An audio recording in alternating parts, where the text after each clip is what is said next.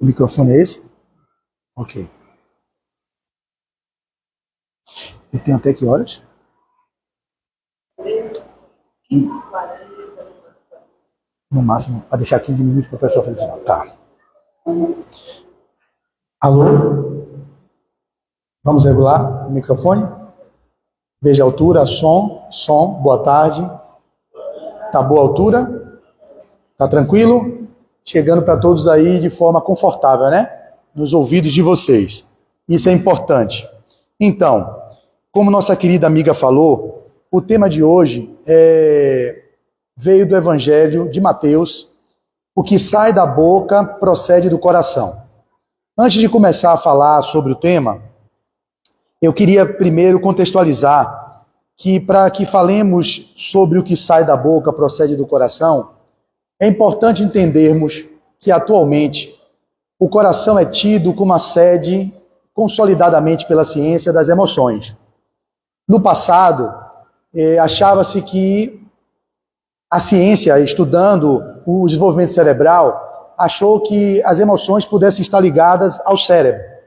Mas hoje estudiosos na ciência moderna já apontam a chamada coerência cardíaca, porque temos muitos neurônios no coração e há uma sabedoria no coração, tanto que na antiguidade, bem lá remotamente, as pessoas entendiam que era aqui que era a sede da alma, não no cérebro. É óbvio que nós espíritas sabemos que a sede da alma não está nem no coração nem no cérebro. A alma, ela está no perispírito, porque a alma é a expressão do espírito no corpo. Então, o espírito, quando sai do corpo, ele tem um invólucro semimaterial que é o perispírito. E onde é que a mente se expressa quando estamos encarnados? A mente se expressa no perispírito. Então, a mente não está restrita ao cérebro, como os neurocientistas materialistas acreditam e pensam que a mente é uma sudorese do cérebro, como se fosse um cérebro que cria a mente. Isso é um modelo completamente equivocado e por isso que, às vezes, a nossa forma de compreender a realidade na atualidade, ela se torna um tanto quanto fora do que seria a concepção mais complexa da realidade. Porque se a ciência hoje tenta devassar o cérebro para encontrar a mente, é a mesma coisa que os anatomistas do passado dissecavam os cadáveres na tentativa de encontrar a alma. E não conseguiram encontrar a alma. Por não encontrar a alma quando dissecavam os cadáveres, eles atribuíram que a alma não existia. Olha que interessante.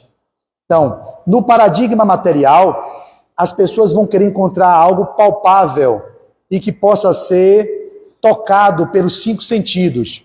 Mas nós espíritas que somos dessa ciência que traz o sentido da vida, de onde viemos, o que estamos fazendo aqui, para onde estamos indo, temos uma compreensão que se torna uma certa contribuição para o paradigma materialista, se eles escutassem os que já estão no paradigma chamado da consciência, que é o novo paradigma da ciência, chamada nova ciência, que chega-se com o modelo da física quântica, que explica que a matéria não se reduz ao átomo e que sim, existem vibrações que vão além daquilo que é palpável pelos sentidos e que são chamados os saltos quânticos, que é a não localidade quântica, que é os paradigmas que vieram pós Einstein, que trouxe a teoria da relatividade, e Max Planck e outros tantos vão trazer um novo modelo de entender essa realidade. Então, quando a gente fala o que sai da boca procede do coração, é verdade que o coração é a sede dos sentimentos, e nós entendemos também pela visão do Espiritismo que temos 7 centros de força, cada centro de força que são os chakras, que são rodas de energia, que nós entendemos como centros de força, centros de energia, o chakra coronário, onde tem a glândula epífise ou pineal, o chakra frontal, que tem a hipófise, que é uma grande glândula que coordena as outras glândulas, a tireoide, que é o chakra laríngeo, e temos no coração, ou seja, no plexo cardíaco ou cardiorrespiratório, a gente tem o tímon, que é uma glândula que tem ligação com o chakra do coração, que está ligado ao amor, à compaixão. Quando é harmonia, nós vibramos amor, compaixão, e assim deveríamos manter essas vibrações que vêm dos chakras inferiores, que não são inferiores porque são menores, são chakras que estão abaixo do cardíaco. Eles nos ligam à energia da terra. É o chakra da raiz, é o coxígeo, que puxa a energia da terra, ligado à suprarrenal. Temos o chakra sexual ou sacral, que é o geniturinário, que, portanto, ligado às gônadas. E temos o chakra umbilical ligado ao pâncreas. Esses estão ligados às funções fisiológicas, onde as energias são traduzidas ou são transmutadas e são conectadas com a energia que vem do alto, do coronário, do frontal e do laríngeo, e é o coração.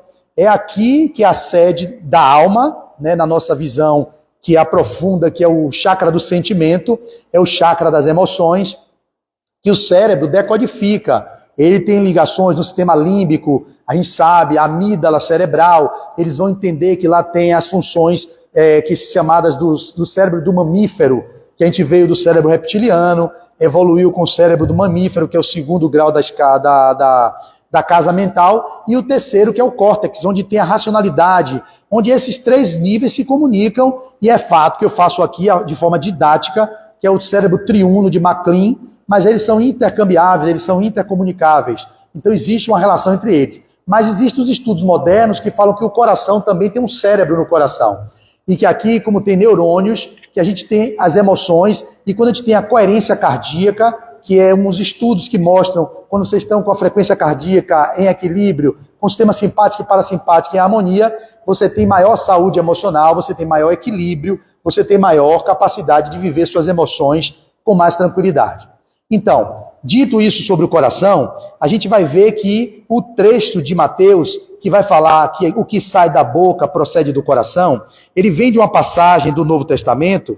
Sempre utilizamos o Evangelho traduzido por Haroldo Dutra, não porque ele seja espírita, mas ele teve um cuidado de trazer uma tradução direto do grego, fazendo um contraponto com notas de rodapé, que contextualiza a linguagem do judeu, lá 2000 anos atrás, 2023 anos atrás, né? Os evangelhos foram escritos por volta do ano 50, 70, começando com o evangelho de Mateus. Há algumas controvérsias, mas os historiadores afirmam que foi entre o ano 50 e o ano 70.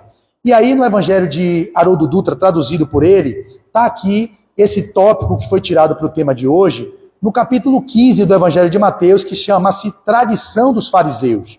Aqui, portanto, Jesus vai colocar em xeque o farisaísmo, a hipocrisia dos fariseus. Para chegar no versículo, que é o escopo da nossa fala, que é justamente o versículo 18 a 20, vamos fazer um pouco antes a leitura do que vem Jesus conversando com eles. Convocando a turba, disse-lhes: ouvi e entendei, não é o que entra na boca o que torna comum o homem, mas o que sai da boca, isso torna comum o homem. Começa aí, eu acho que falaram isso ontem, não foi? Acho que foi o tema de alguma palestrante que fez palestra essa semana aí, sobre essa passagem também. Então, convocando a turba, disse-lhe: ouvi e entendei, não é o que entra na boca o que torna comum o homem, mas o que sai da boca, isso torna comum o homem. Então, aproximando-se dele, os seus discípulos, dizem-lhes: sabes que os fariseus, ouvindo essas palavras, se escandalizaram? E aí, em resposta, disse: toda planta que meu Pai Celestial não plantou será desenraizada. Deixa-os. São cegos guias de cegos. Se um cego guia um cego, ambos cairão no fosso.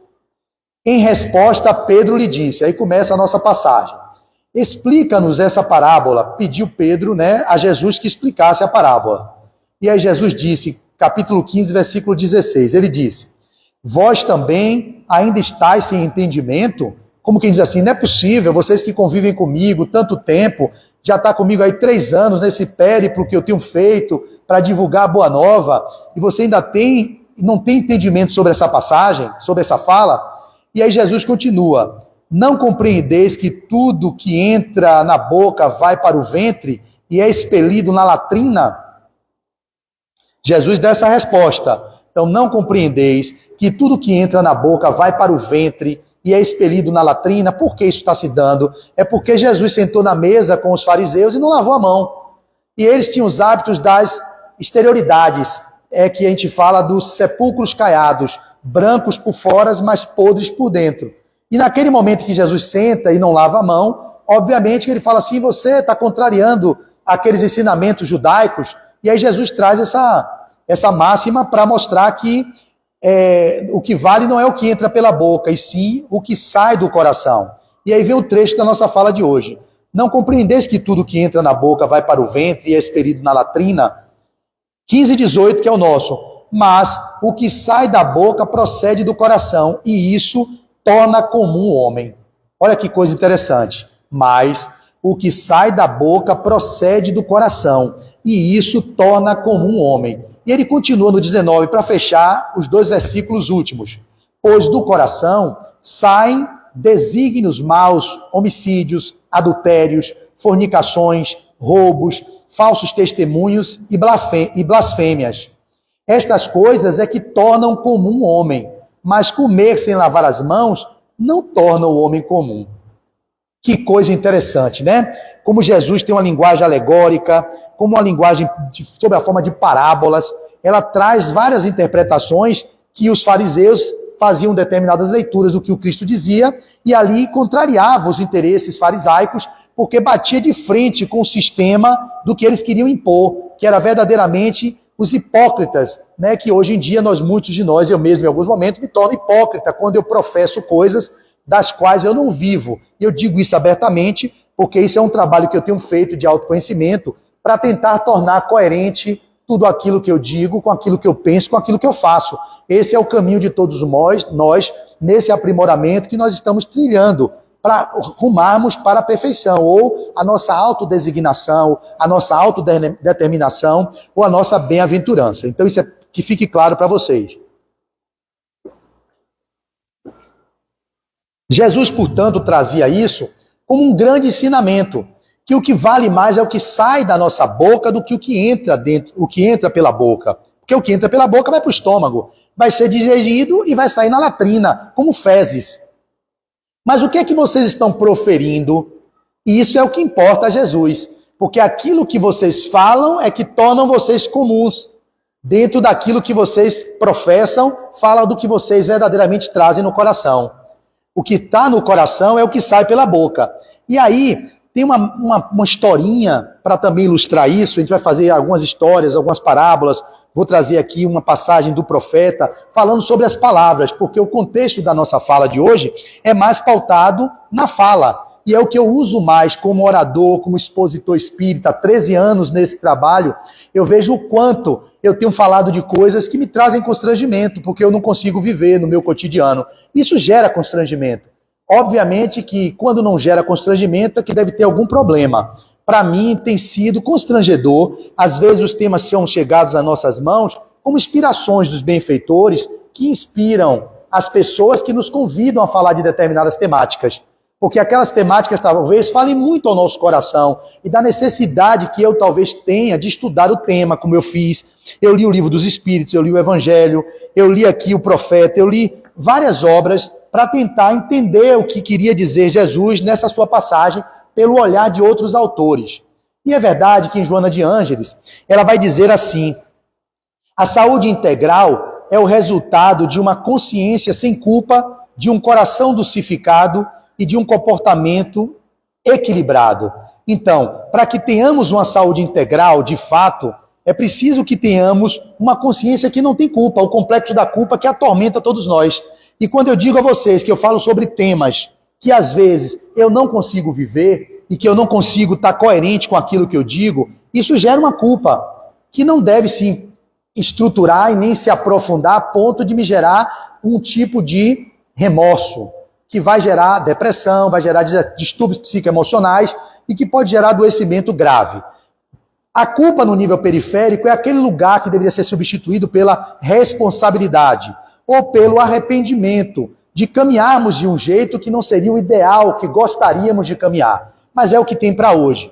Quando a gente fala da saúde integral, que é preciso estar coerente com esse lado, não se sentir com consciência de culpa, um coração dulcificado, que é justamente desse coração dulcificado que vai falar do que nós expelimos, o que nós colocamos para fora, quanto mais dulcificado o nosso coração, mais teremos palavras amorosas, mais teremos palavras que agregam, palavras que fazem com que construam a sociedade melhor. E é assim também que vamos ter um coração dulcificado e assim de um comportamento equilibrado. Tendo uma consciência tranquila, sem culpa, um coração dulcificado, nós vamos ter provavelmente um comportamento que será mais equilibrado. É para isso que nós devemos cultivar os valores do Evangelho, para que nosso coração se dulcifique e, consequentemente, possamos expressar aquilo que seria palavras que edificam, que trazem consciência para o planeta. E aí eu aprofundo mais um pouco. Quando Emmanuel vai também nos dizer, as palavras, elas são instrumentos do tempo e são a engrenagem do relacionamento espiritual. Então, as palavras, elas estão aí. Ao longo do tempo, a gente fala que a história se consolidou pela tradição oral. Não existia escrita. Quando a escrita não existia, de uma forma consolidada, o que se passava de conhecimento era pela tradição oral. As palavras, elas tinham um peso e uma força. E como você utiliza a palavra, ela vai fazer um encadeamento entre as civilizações, entre as sociedades, e vai trazer uma engrenagem do relacionamento dos espíritos através da palavra. Mas aí vem uma outra condição, que é uma história que fala de como as palavras, quando elas não são bem utilizadas, elas podem construir uma sociedade que é completamente falida, como vivemos no período político recente, com as fake news, com as divulgações de textos, que ali é uma palavra escrita, né? Porque o texto passou pelo crivo do pensamento e que se traduziu em algum momento na palavra escrita. A palavra falada é uma e a palavra escrita também é outra, mas ali tem palavras. Quando você, portanto, utiliza mal as palavras, você gera uma desarmonização na sociedade. E aí vem uma história que Joana de Ângeles conta num dos seus livros, se eu não me engano, Episódio Diário, que era mais ou menos assim, que eu vou contar pelo que eu escutei de outros oradores também. Uma certa senhora, ela simplesmente tinha um hábito da maledicência. Ela conversava com você, pegava sua informação, passava para ela, pegava a informação que ela trazia, passava para de cá, e ia levando adiante um monte de maledicência. Ela tinha o hábito de falar mal da vida das pessoas e não guardava nada. Tudo ela passava adiante. Nesse contexto, ela ficou com culpa, se sentiu culpada, porque ela estava percebendo que aquilo não estava legal, estava gerando muitas dissensões, estava gerando muitas controvérsias na comunidade que ela vivia. Percebam. Quando sim, na época católica ela era, qual é o hábito católico? Se confessar com o sacerdote, com o padre. Ela foi até o padre e ao chegar ao padre para se confessar, ela disse, olha, eu não estou suportando mais, eu não consigo deixar esse hábito de maledicência, de falar mal das pessoas, de passar fofoca adiante, de estar sempre proferindo palavras que não são tão edificantes. Aí o sacerdote, muito sabiamente, falou dentro do ritual católico, falou, olha, então você tem uma penitência a cumprir. Vamos lá? Vamos. Você vai ter que matar uma galinha e trazer para mim as penas dessa galinha. A mulher falou, oh, que penitência fácil, muito tranquila, porque ela já era uma dona de casa, ela tinha hábito de matar a galinha, e seria fácil de depenar e, ao mesmo tempo, deixar secar as penas e trazer. Fez isso. Depenou a galinha, trouxe as penas e entregou ao padre. O padre pegou aquele monte de penas ressecadas e disse, pronto, tem uma outra etapa. É só isso, padre? Não, essa é a primeira etapa. A segunda etapa, você vai subir no topo da torre da nossa igreja e vai lançar essas penas ao vento. Ok, ela subiu, pegou as penas todas e jogou. Estava ventando muito forte naquela manhã e as penas foram espalhadas por toda a cidade, por toda a comunidade. Aí ela falou, poxa, é isso, padre? Essa é a minha penitência por fazer o que eu faço? Ela, não, essa é uma etapa da penitência. E agora a terceira etapa, qual seria? Você vai descer e vai catar todas as penas que você espalhou. Ela, nossa, é muito difícil fazer isso. O vento está muito forte, eu não tenho como encontrar as penas. E o sacerdote arremata. As maledicências, minha filha, são como plumas ao vento, que vão sempre adiante para a amargura do caluniador. Isso são falas de Joana de Ângeles. Esse final é Joana de Ângeles que fala ipsis verbis, o que eu acabei de dizer. A maledicência, ou se eu não me engano é maledicência. A calúnia, não é a maledicência, a calúnia são plumas ao vento, que vão sempre adiante para a amargura do caluniador. Então, quem calunia, como ela, em algum momento despertou a consciência, entrou no complexo da culpa. Se ela entra no complexo da culpa, ela não está com a doçura no coração. E aí, simplesmente, gerou um transtorno para ela. O transtorno da culpa levou ela a se confessar, o confessor sugeriu uma penalidade, a penalidade na visão católica seria aquela, mas ela não tinha mais como reparar o dano que ela causou. Porque ela, na maledicência e na calúnia, ela já prejudicou meio mundo de pessoas. E quem aqui de vocês já não foi vítima da calúnia? Quem aqui presente já não foi vítima da maledicência? Eu já fui. Ainda mais como expositor espírita, que é homem público, cometemos delitos, equívocos como humano comum e perfeito que eu sou, e obviamente que há um exagero de algumas outras pessoas que levam para uma dimensão maior daquilo que de fato não foi o fato. Porque quem conta um fato, quem conta um conto, aumenta um ponto, né? O ditado popular é o telefone sem fio. E algumas empresas têm esse propósito, vocês fazem dinâmicas, onde uma pessoa pega uma história inicial, ela conta no meu ouvido, eu conto no ouvido dele, ele conta no ouvido dela, quando chega lá no fundo, nos ouvidos de Iracilda ou de Zói, já completamente diferente a história que eu contei aqui no início. Então, isso é a maledicência, é a calúnia que vai passando adiante para a amargura de quem caluniou ou de quem contou a história de uma forma equivocada. Esse movimento é importante porque não há como você ser uma contribuição para a comunidade se o seu coração está cheio de maldade. Se vocês têm uma informação a respeito de alguém, e aí eu vou trazer uma nova história, nossa palestra vai ser permeada de histórias, porque eu acho que é uma forma de sedimentar o conteúdo, e depois quem vai fazer a preleção final com o Evangelho, com a passagem de Emmanuel, daí pega um texto de Emmanuel e vai arrematar tudo de uma outra forma, que eu não tenho aqui noção do qual é o texto. Por isso que eu perguntei a ela, mas eu não consegui saber qual é. Mas uma outra história que é narrada por Irmão X, numa das suas obras, que eu não me lembro qual foi, não sei se é Reportagens do Além Túmulo, não sei se é Crônicas do Além, não sei. Esses livros de Irmão X, que vocês conhecem como Humberto de Campos, que escreveu Boa Nova. Ele traz uma história que é chamada dos Três Crivos, ou muitos contam aí fora como as Três Peneiras. Já ouviram falar? Já ouviram falar? Já. Dos Três Crivos, no caso de Humberto de Campos, ele coloca lá na sua crônica os Três Crivos. Muitos contam aí fora como as Três Peneiras. Vamos com os Três Crivos. Os Três Crivos que Humberto de Campos, traz é que um discípulo de Sócrates, não necessariamente foi Sócrates, foi até Sócrates e disse assim: Sócrates, desdobra essa moça aqui, amiga, dá um toque no chácara dela para ela despertar, porque às vezes a gente dizia isso, que a pessoa chega na doutrinária, ela paga, às vezes entra num desdobramento mesmo, não. É uma tendência mesmo a fazer com que a pessoa saia da consciência e perca o conteúdo que às vezes era muito importante. Eu sei que depois do almoço, ter a sonolência pós-prandial, é muito difícil ficar aqui ouvindo uma pessoa falar com um ambiente climatizado desse, uma tarde gostosa, é óbvio que leva ao sono, mas como vocês estão se dedicando a darem 50 minutos, não 50, 30, 40 minutos do seu tempo para estar no salão doutrinário, para ouvir informações que eu creio que sejam importantes para vocês e que possam despertar a consciência para um novo caminho, é importante estar vigio. Eu antes falava isso, mas eu estudei alguns autores e que dizem que não é um equívoco dizer que a pessoa de cochila está desdobrando, não. É uma indução hipnótica que muitas vezes acontece. Isso está na codificação, está nos livros de André Luiz, lembrei agora. Quem lê a série No Mundo Maior vai ver que muitos vão para a doutrinária e ali naquele lugar entra numa sarcolepsia, um sono, e que não consegue conter, fruto, não sempre, não vamos aqui polarizar. Não é taxativo, não. Ela pode estar com sono porque está com sono mesmo, que está com medo e está com soninho. Mas muitos de nós nos deixamos levar por induções hipnóticas que nos tiram da presença para que a gente não esteja atento ao que está sendo dito. Então é preciso... Eu também cochilo. Eu estou lá na FEB há 23 anos ouvindo Peixinho. Eu adoro ouvir Peixinho. Amo aquela mente brilhante. Mas tem vez que eu fico assim, ó, eu vou cochilando. Eu digo, meu Deus, aí eu fico me esforçando, porque é 8 horas lá o encontro com a sabedoria universal. Há 23 anos, esses 3 anos de pandemia, ele parou, tô louco que ele volte.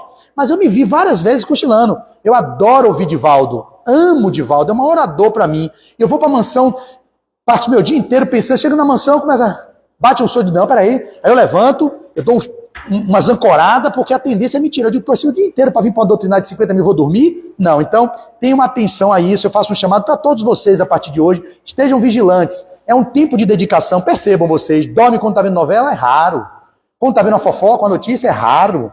Fica ali, ó, não pega o olho, ó, porque coisas assim que levam a gente para um padrão mais primitivo. Ninguém cochila. Agora botou uma mensagem de Emmanuel, uma palestra de Divaldo, Haroldo Dutra falando, aí começa, isso aí, esse cara tá me deixando com sono.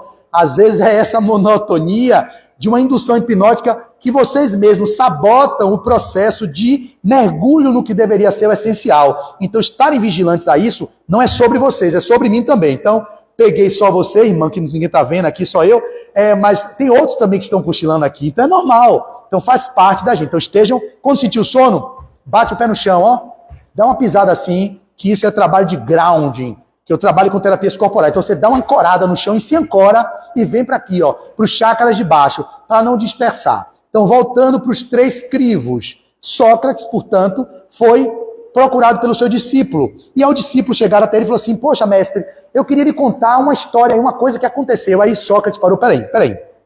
Vamos passar pelos 3 crivos. O que você vai me contar é alguma coisa, é verdade? Eu não sei não, eu ouvi dizer aí. Eu ouvi dizer que é verdade, eu não sei se é verdade. Pronto, vamos para o segundo crivo. O que você vai falar é alguma coisa boa, passando pelo crivo da bondade. Eita, assustou a outra lá atrás, estava cochilando, mas valeu. Seu espio despertou a outra lá, que já estava quebrando a asa, ela deu um pinote, já pensou que era uma entidade chegando, já trouxe ela para o corpo, é isso aí. Vamos todo mundo se ancorar. Segura o espio, bota dentro da boca, porque está em época de vírus circulando aí, já não tem mais a Covid na gravidade que tinha, mas tem um vírus essencial e o vírus da influenza A com a influenza B que estão se misturando aí, está dando um monte de infecção respiratória e muita gente lá no Couto Maia, crianças e idosos internando com crises respiratórias no Brasil inteiro, viu? Estejam atentos. Então, voltando, espia, bota a mão para dentro, bota na camisa, é caco de telha. Se eu espiar aqui, sai caco de telha, sai vidro, sai tudo aqui de dentro. Então, eu espio já, nem espio, eu faço assim, que não deve porque você faz uma manobra de valsalva, aumenta a pressão intratecal, isso pode gerar problemas. Mas o ideal é espirrar aqui, ó, bota a mão na frente para não cair o vírus aqui no salão, e tem um monte de velhinho aqui, e os velhinhos, você sabe, né, mais fragilizado com os vírus aí gripais. Vamos lá, voltando, os 3 crivos, eu não me perdi, isso é para despertar vocês. Na perspectiva, então, do primeiro crivo, verdade, o discípulo falou, não sei se é. Vamos para o segundo. É bondade? É uma coisa boa? Também não. Eu ouvi dizer aí, mas não é coisa boa não. Então, não é é útil. Terceira peneira, ou terceiro crivo. Isso que você vai contar é útil? Vai crescer? Vai somar na civilização, na nossa comunidade? Não. Então, se não passou pelo crivo da verdade, já não vá adiante. Se chegou, é verdade, digamos, você vai me dizer uma coisa sobre ela. É verdade? Beleza, é verdade, eu quero ouvir. Vamos para o segundo crivo? Usem isso na vida de vocês. Vocês vão ver que vocês serão sempre a estação final de uma fofoca. Porque na maioria das vezes é uma fofoca.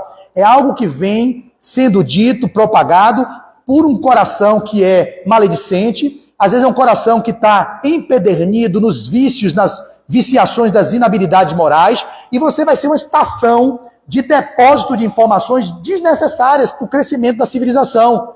Então, eu também tento fazer isso. Inclusive, me veio uma lembrança agora, ontem na terapia com um paciente meu, que vai vivenciar uma experiência de voltar para um determinado lugar, onde ele passou por uma dinâmica de fofoca, de maledicência, coisas eram verdadeiras, mas nem tanto, foram exageradas, a pessoa detratou ele em um determinado ambiente, e ele vai ser testado agora nesse ambiente. Ele vai retornar. E eu sei da nossa tendência humana de querer tomar parte. Só vocês não, eu também tenho. A gente diz assim, né? Não me conte fofoca pela metade. Não é isso que diz aí o ditado? Não vem me contar fofoca pela metade. Você vai para contar fofoca, conta a fofoca inteira. Só que as 3 peneiras e os 3 crivos vai contra essa história popular de não seja, me conte uma fofoca por inteiro. Ele simplesmente está indo para esse lugar e eu sei. Ele me contou ontem que aqui em Salvador, estando já teve uma das pessoas do trabalho dele que disse a ele, olha, você soube que fulano, não sei o que, como ele quer saber sobre as tretas que o envolveram nessa trama, nessa maledicência que ele passou por um período dificílimo, está na justiça, foi delegacia de polícia, é um negócio muito grave. Eu falei assim, e você ouviu? Ele ouviu, Flávio. Eu digo, não, amigo, não, eu nem lembrei disso que eu ia falar hoje. Eu estou lembrando hoje do que eu fiz ontem, como teria a ver, e na próxima sessão eu vou falar isso para ele. As peneiras, se ele pudesse passar, ele pararia ali. A pessoa jogou no ouvido dele, apesar de ser um amigo, colega, mas disse algo que vai contaminar ele. Ouviu aquilo, eu falei, você tem controle sobre o que falou? Não. Você pode fazer alguma coisa com essa informação? Não. Eu não usei as peneiras. E para que você quer se contaminar com essas histórias que vão emaranhar cada vez mais naquilo que você tem 8 meses, 6 meses trabalhando para sair desse estado de transtorno que você vive? Não ouça. Porque ouvir é abrir guarida para os opositores encarnados e as entidades que querem lhe derrubar vai encontrar ressonância para lhe meter medo. Está com medo de dormir sozinho, está com pânico. Então está vivendo um transtorno quando ele se contamina com a informação que aqui a gente não vai falar, ele simplesmente se contamina mais ainda. Eu digo, então tome cuidado. Você está indo para determinado local. Nesse local, eu falei antecipando, vão ter pessoas que vão querer atualizar isso que você está há 8 meses distante desse local que você vai agora.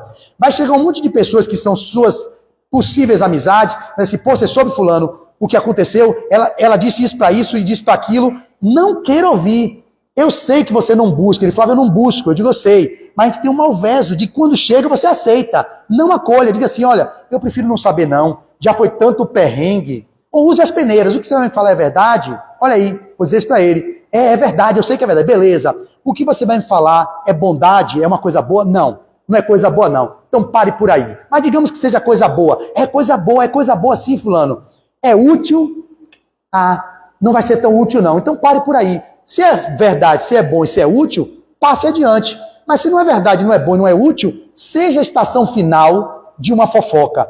Porque a gente consegue fazer com que a disseminação do mal se propague através do uso das nossas palavras, que é o recurso mais rápido que temos. E aí Emmanuel vai trazer uma outra informação sobre como disciplinar os nossos pensamentos. Vocês tendo, eu anotei aqui, se não queres, as palavras são instrumentos do tempo. Não, é aqui. Vigiar a palavra é uma das melhores formas de disciplinar o pensamento. Eu nunca tinha visto isso. Vou repetir. Vigiar as palavras é a melhor forma de disciplinar os pensamentos. Agora eu entendo o quanto a gente tem que ser parcimonioso no uso da palavra, no uso da fala. Eu sou verborrágico, eu sou logorreico, eu sou um falador excessivo. Tenho melhorado muito. Eu vim, na verdade, nessa encarnação, provavelmente eu fui mudo na outra. Jesus me liberou para eu voltar falando e eu quero tirar o atraso de 3, 4 encarnações que eu vim mudo. Talvez seja isso. Eu falo sempre isso aqui. Porque vai falar assim nos infernos, como eu falo. Então é provável que no meu inconsciente eu vim reprimido na fala, reprimido.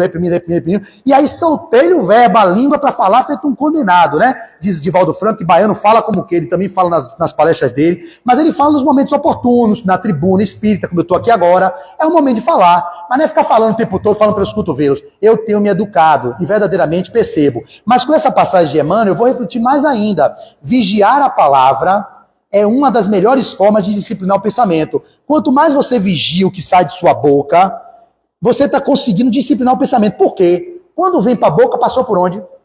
Já passou por onde? Tudo começa onde?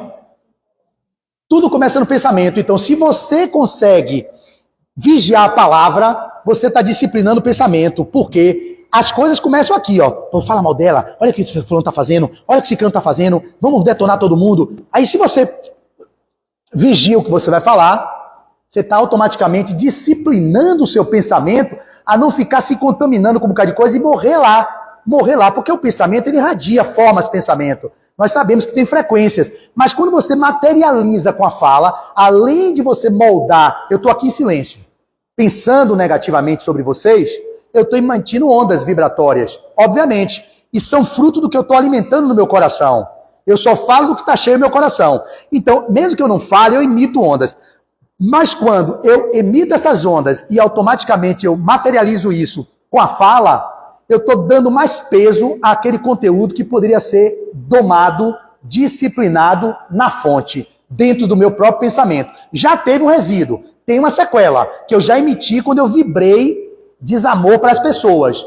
Porém, se eu verbalizo, eu estou gerando mais dano, porque nem todo mundo vai vibrar naquela faixa. Quando eu falo, a fala tem um peso maior de frequência, conecta com mais pessoas. E aí você gera um campo desarmonizador na comunidade, na família, nas suas relações interpessoais. Já sei que faltam 5 minutos, e nesse final eu vou ler justamente uma passagem que é do profeta, para finalizar nossa exposição, mas se antes citar mais 2 passagens de Emmanuel. A outra que ele traz é essa daqui. Se não quiseres voltar amanhã na triste reencarnação dos mudos, olha o que falei, se não quiseres voltar amanhã na triste reencarnação dos mudos, matricula-te hoje na escola de Jesus para aprender a falar o que deves e a calar na hora certa. Que delícia! Se não quer vir mudo, que provavelmente eu devo ter sido em outras encarnações, eu estou brincando, viu, gente? Mas pelo jeito que eu falo, deve ter sido mudo. Para não vir mudo na outra, use bem a palavra, use bem o seu verbo. E lá no Evangelho, a origem de tudo se deu no verbo. Tudo se iniciou com o verbo. Aí a importância do que é a fala, do que é a palavra, tudo começa no pensamento, mas a materialização se dá através da palavra. Vocês podem aprofundar o tema, que é no Evangelho, justamente lá no capítulo 8, verdadeira pureza, mãos não lavadas. É a passagem do Evangelho de Mateus e de Lucas, onde Kardec vai destrinchar isso, fica como lição de casa. Leiam o capítulo 8, bem-aventurados os que têm puro coração. Não precisa que eu faça a leitura, porque vocês têm o Evangelho, todo mundo aqui, não é possível que não tenha Evangelho. É pegar, descer na biblioteca, antes de ir para casa, fica um pouquinho na biblioteca e lê essa passagem. Verdadeira pureza, mãos não lavadas. É uma referência importante no capítulo 8. E no Livro dos Espíritos, como minha querida Iracida fez para mim uma pesquisa muito legal, eu acho que vale a pena citar para vocês, vocês vão ter aqui também, no Livro dos Espíritos, duas partes, que eu marquei aqui, que é na Cobem, está aqui, é adoração exterior, na parte terceira, capítulo 2, que vai ter as perguntas 654, 653, está dentro da lei de adoração.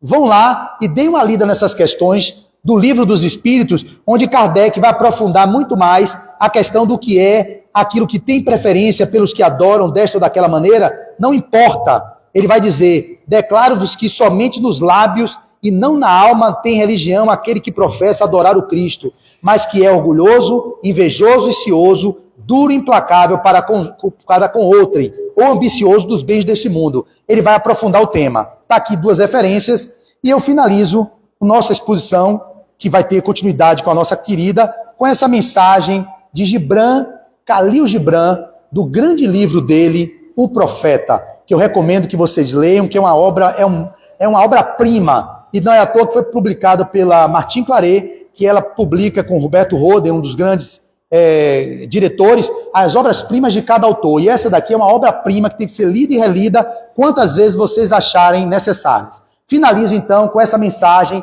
que ele vai trazer sobre a conversação, porque a nossa conversa vai ser de acordo com o que está cheio o nosso coração, não é isso? O que sai da sua boca procede do seu coração, não é o que entra, é o que sai. E ele vai dizer assim, Khalil Gibran, e um estudioso disse, fala-nos da conversação, e ele respondeu dizendo, vós falais quando deixais de estar em paz com vossos pensamentos. Olha que coisa. E quando não mais podeis habitar na solidão de vosso coração, viveis em vossos lábios, e o som emitido é uma diversão e um passatempo. A dificuldade de ficar em silêncio, em contato consigo mesmo, viver o solilóquio, que é o diálogo de si consigo mesmo, para se conversar com Deus é preciso fazer silêncio. Como a gente não aguenta ficar em silêncio para não encontrar a verdade, que vai fazer a gente encontrar sombras, vai encontrar a nossa luz, a gente prefere ficar na falação, nas exterioridades, nas distrações, para não se conectar com o que é o propósito, que é o divino que habita em cada um de nós. E em muitas de vossas conversações, o pensamento é meio assassinado, pois o pensamento é uma ave do espaço que na gaiola das palavras pode de fato estender suas asas, mas não pode voar. Que lindo isso! Há entre vós os que procuram os faladores por medo de ficarem sozinhos. Quer estar sempre vendo televisão, jornal ligado, acorda já ligando celular, vendo rede social, falando. O falar não é só falador, é o falador da fala da mente, do pensamento que não para quieto. Há entre vós os que procuram os faladores por medo de ficarem sozinhos. O silêncio da solidão revela a seus olhos seu eu desnudo e eles preferem evitá-lo. Ou seja, o contato com o silêncio faz-se desnudar diante de si próprios e muitos de nós não temos coragem de olharmos para dentro. E há aqueles que falam e sem conhecimento ou previsão revelam uma verdade que eles próprios não compreendem. Sai falando de coisas que eles mesmos não acreditam ou daquilo mesmo que eles nem vivem. E termina aqui. Olha como é pequenininho, só isso aqui. E há aqueles que têm a verdade dentro de si, mas não a exprimem com palavras. No âmago destes habita o espírito em rítmico silêncio. Quando encontrardes vosso amigo pela estrada ou no mercado, deixai que o Espírito em vós mova vossos lábios e dirija a vossa língua. O que o coração dirige a seus lábios, dirige as suas línguas, ou dirige a sua língua, porque é do que está cheio o seu coração que se revelará nas suas palavras. E que a voz oculta em vossa voz fale ao ouvido de seus ouvidos, pois sua alma guardará a verdade de vosso coração, como é lembrado o gosto do vinho, quando sua cor tiver sido esquecida e já não mais existir a taça. É uma linguagem simbólica, metafórica e poética de Gibran, Khalil Gibran, que merece de vocês uma leitura mais conscienciosa, com mais vagar. Eu agradeço a atenção dos senhores e espero que façam uso da fala para que ela seja contribuição na vida daqueles a quem vocês falam. E para que isso aconteça, é preciso encher o coração das máximas e verdades do Evangelho, porque certamente o que sair de dentro de vocês, se vem do coração, que é cultivado nas habilidades e nos valores cristãos, vocês serão a contribuição que o mundo precisa para renovarmos esse planeta. Muito obrigado e muita paz. Nossa gratidão, no seu coração, no seu coração saíram palavras, ensinamentos, com certeza chegam aos nossos corações. Assim eu espero. Nos ajudaram uma comunidade maravilhosa. Uma palestra, possamos sair daqui no futuro tudo que você nos fez, baseado, em fatos, na boa nova, gratidão. Eu que agradeço. E agora nós vamos passar para o segundo momento, com o texto de Evandro, que é a nossa querida Joelina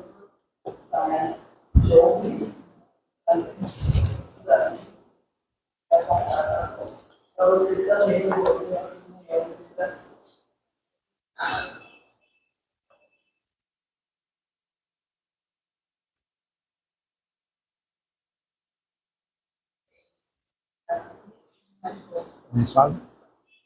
Boa tarde, mais uma vez. Então,